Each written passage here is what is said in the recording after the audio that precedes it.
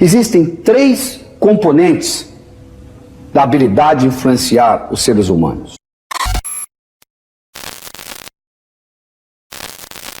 Nós vamos discutir o que eu chamo a mágica da influência. Como que você consegue influenciar uma outra pessoa e como que você consegue carregar com você 24 horas por dia o seu poder pessoal independente das circunstâncias. Se você continua fazendo o que você sempre fez, você vai continuar obtendo o que você sempre obteve. Se você quer ser alguma coisa diferente, você tem que fazer alguma coisa diferente. E se você quer aprender a influenciar mais as outras pessoas, você tem que chegar à consciência de que, conscientizar-se de que influência é você associar o sentimento de prazer ao seu produto, serviço, ideia ou talento. Como que você faz isto? Comunicando-se melhor. Como que você se comunica melhor? Eu vou mostrar para você essa tecnologia. Nós vamos começar pelos olhos. Os olhos são as janelas da alma. Você já escutou essa expressão? Os nossos olhos podem se movimentar em 9 posições diferentes. Você pode movimentar os olhos para cima, na horizontal e para baixo. Para cima, você pode movimentar os olhos para a esquerda, para o meio, para o centro ou para a direita. Na horizontal, para a esquerda, para o centro, para a direita. Para baixo, para a esquerda, para o centro, para a direita. A parte do centro não nos interessa nessa apresentação. Então nos sobram 6 posições diferentes. Os olhos para cima, para a esquerda, para a direita. Os olhos na horizontal, para a esquerda, para a direita. Os olhos para baixo, para a esquerda, para a direita. Todas as vezes que você movimenta os seus olhos para cima, você está processando imagens dentro do cérebro. Todas as vezes que você movimenta os olhos na horizontal, você está processando sons no seu cérebro. Todas as vezes que você olha para baixo, para a esquerda, você está conversando com você mesmo. E todas as vezes que você olha para baixo, para a direita, você está tendo sensações corporais e está tendo sentimentos. Por exemplo, você nunca viu ninguém deprimido olhando para cima. Se eu descrever para você alguém deprimido aqui ao lado, e lhe perguntar a posição dessa pessoa, você vai dizer, cabisbaixa. É impossível você ficar deprimido olhando para cima. É impossível você ficar deprimido jogando voleibol, por exemplo. Você pode estar com a maior depressão do mundo. Você entrou numa quadra de voleibol, imediatamente de vôlei, imediatamente a sua depressão acaba. Por quê? Neurofisiologicamente é impossível você se sentir deprimido olhando para cima. Por quê? Depressão você conversa com você mesmo e você se sente deprimido. Você conversa com você mesmo e você se sente deprimido. O que tem essa movimentação dos olhos a ver com a comunicação? Tem a ver o seguinte: todo pensamento que você tem, seja ele qual for, ele pode ser desmembrado em 3 componentes. Um componente visual, um componente auditivo e um componente sinestésico. Ou você, vamos supor o seguinte, você começa a recordar um evento agradável que ocorreu na sua infância. Então, para você lembrar desse evento, você tem que pensar em imagens, acrescentar ou não sons e ter sentimento agradável. Qualquer coisa que você pensar é desmembrado em 3 componentes: visual, auditivo e sinestésico. Apesar de eu estar falando em português, eu na realidade estou conversando com você em 3 línguas diferentes. Eu estou falando a língua visual, a língua auditiva e a língua sinestésica. E um modo de você descobrir como a pessoa está processando o pensamento é pela observação do movimento dos olhos. Todas as vezes que a pessoa olha para cima, ela está processando imagens no cérebro. Todas as vezes que a pessoa olha na horizontal, ela está processando sons. Toda vez que ela olha para baixo, para a esquerda, ela está conversando com ela mesma. Toda vez que ela olha para baixo, para a direita, ela está tendo sentimentos de própria percepção e emoções. Então vamos supor o seguinte: você está conversando com alguém e você observa os olhos dessa pessoa, e no momento que você fala alguma coisa, ela olha para cima. Então você sabe não o que ela está pensando, mas como ela está pensando, com imagens. Se nesse momento você disser para ela: você está vendo o que eu estou dizendo? A palavra vendo encontra o canal visual aberto e você vai se comunicar melhor com essa pessoa. Você passa a ser mais inteligente interpessoalmente. Se você está prestando atenção na pessoa falando e ela simplesmente diz o seguinte, ela não só diz, ela movimenta os olhos para baixo, para a direita, e você então diz: como que você se sente com relação ao que eu estou dizendo? A palavra sente encontra o canal sinestésico aberto. Então essa pessoa vai se sentir mais à vontade conversando com você. Existem 3 componentes da habilidade de influenciar os seres humanos. Um deles é a palavra, o segundo é o tom de voz e o terceiro é a fisiologia. Palavra, tom de voz e fisiologia.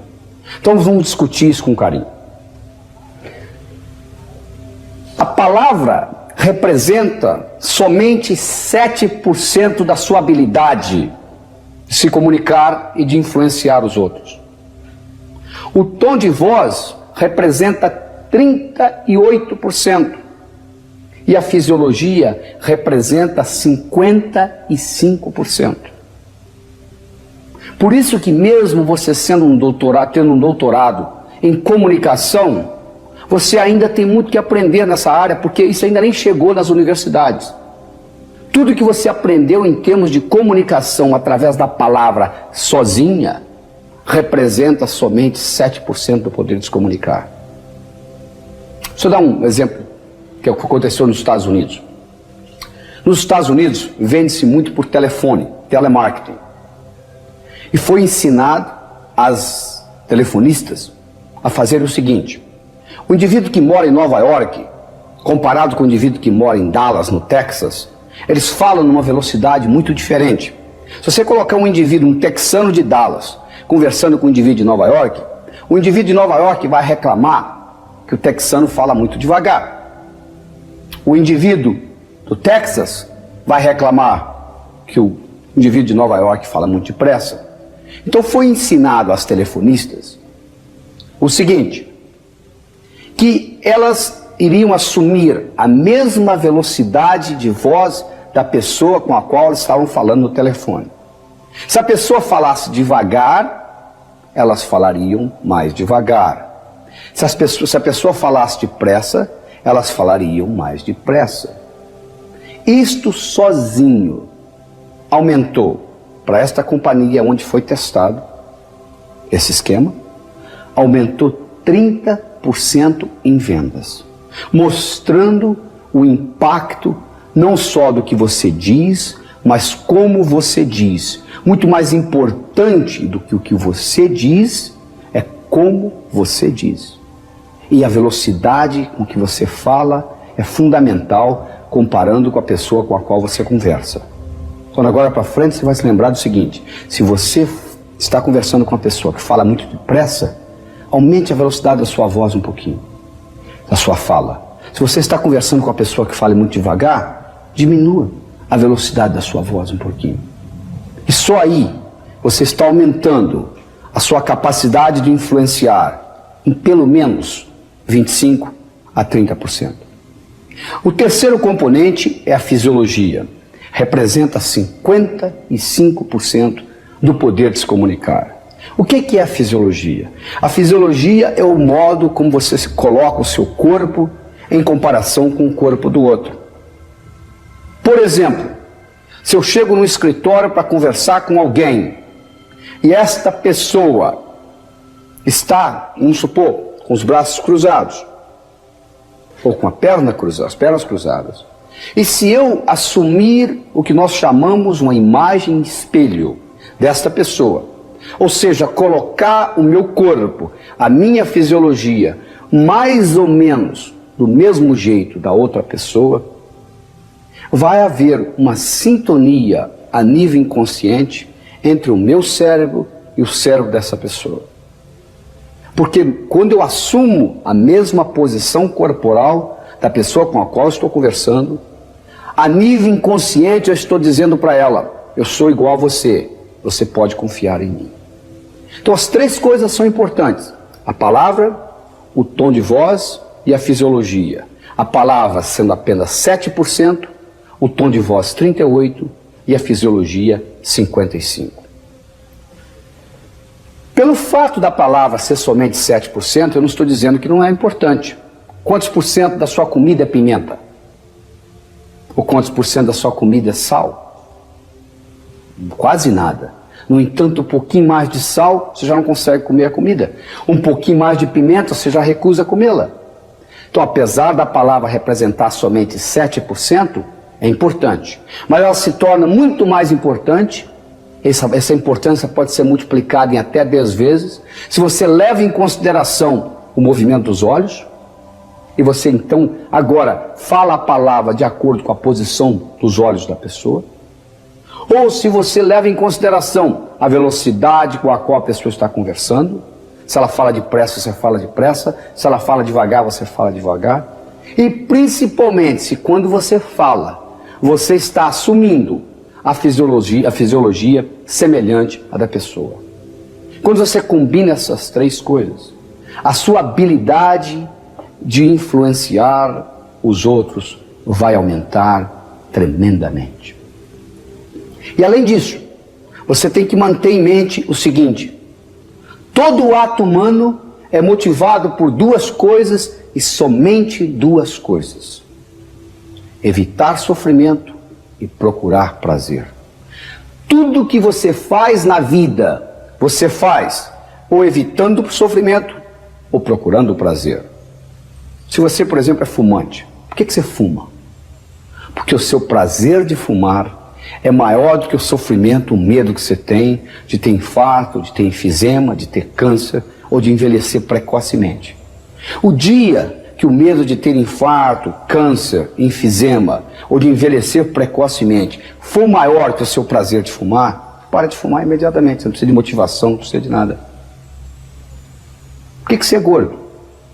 Porque o seu prazer de comer é maior do que o seu sofrimento de ser gordo. O dia que o sofrimento de ser gordo for maior do que o prazer de comer, você vai parar de comer, vai diminuir, sem nenhuma motivação. Quando você está tentando influenciar alguém, quando você está no processo de influenciação, você tem que manter em mente o seguinte: a pessoa vai dizer sim à sua proposta, ao seu produto, ao seu serviço, à sua ideia, ao seu talento, dependendo desse jogo entre evitar sofrimento e procurar prazer. Se o que você oferece vai causar mais prazer do que o sofrimento dela desembolsar dinheiro ou tempo, ela vai admitir e vai adquirir a sua ideia, o seu produto, o seu serviço, o seu talento. Senão, não tem jeito.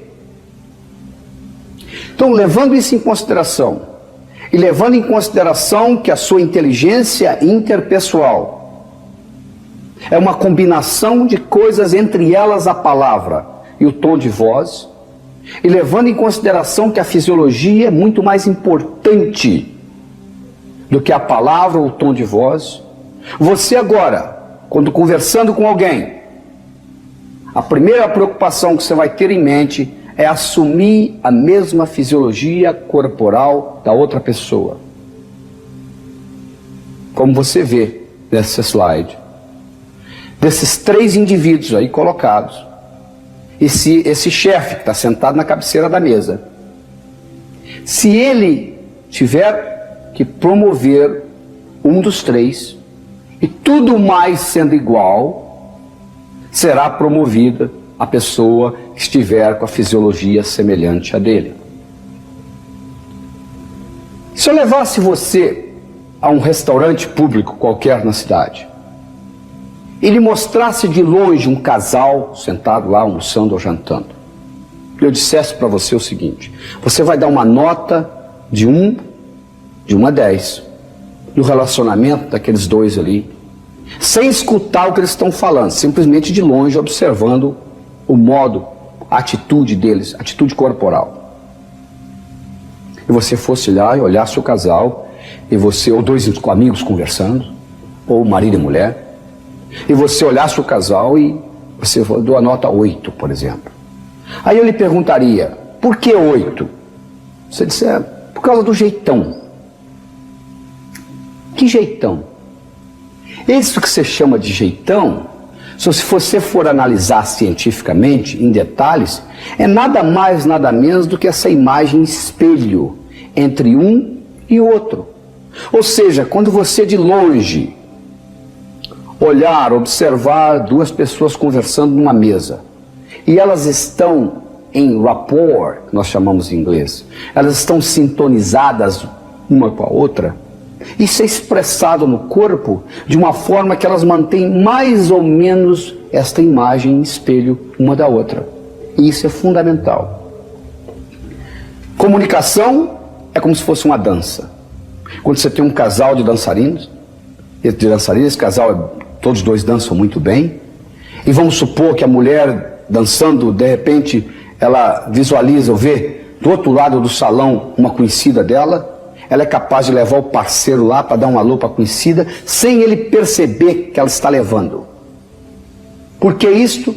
Porque comunicação é como se fosse uma dança. Quando a coisa está bem entrosada, você não sabe quem está conduzindo quem. O que adianta você assistir esse vídeo, por exemplo, escutar essas ideias todas e não utilizar nada do que estamos discutindo aqui? Não utilizar o movimento dos olhos, não utilizar o tom de voz, assumindo a mesma velocidade da pessoa com a qual você conversa, não utilizar a fisiologia, assumindo a postura semelhante a que a pessoa está, como se fosse uma imagem espelho. Que adianta? Ficou apenas um exercício intelectual. Uma vez você utilizando, vai chegar uma hora que isso vai interiorizar, vai ficar parte de você. Você não precisa se preocupar mais. Você vai chegar um momento que você não vai precisar ficar estudando se o olho do indivíduo está mexendo para cima, ou para baixo, ou para a esquerda, ou para a direita. Isso não faz diferença mais. Entende? Porque você interiorizou, faz parte agora da sua natureza. Os bons comunicadores, eles não ficam estudando o que eles vão fazer, eles estudam no começo. Depois, você dirige hoje, você não fica pensando mais onde o seu pé está pisando. Não é verdade? E finalmente, uma coisa importante que você tem que levar em consideração é o reforço. Você tem que de vez em quando reforçar. Vou contar uma historinha rápida para vocês. Era uma vez no Alasca, onde um dos esportes bem difundidos lá é cortar lenha. Do mesmo modo que nós jogamos futebol no Brasil, um dos esportes nacionais, onde há competição no fim do ano, etc. e tal, é de lenhador. Então toras enormes são colocadas, cada um recebe um machado, uma audiência, todo mundo assistindo, torcendo. Tem campeonato de lenhador, quem é que corta uma árvore do mesmo diâmetro mais rápido. E às vezes tem maratona em cortar lenha, 8, 10, 12 horas cortando. Era uma vez um lenhador famoso, conhecido, que todo mundo na região sabia que ele era bom. Um dia um jovem ouviu falar a respeito desse lenhador e ele se apresentou ao lenhador como discípulo. Ele disse: ouvi falar que você é um mestre em cortar lenha e eu estou aqui para aprender o ofício. O lenhador o acolheu, disse: fica aí, vamos trabalhar.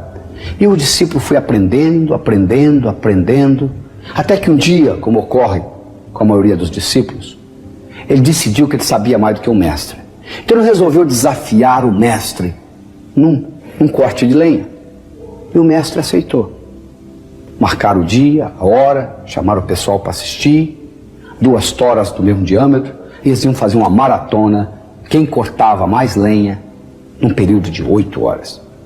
E a competição começou. E o discípulo, bem mais jovem do que o mestre, estava curioso se o mestre estava conseguindo acompanhá-lo no mesmo pique. E de vez em quando o discípulo dava uma olhadinha para ver como estava o mestre.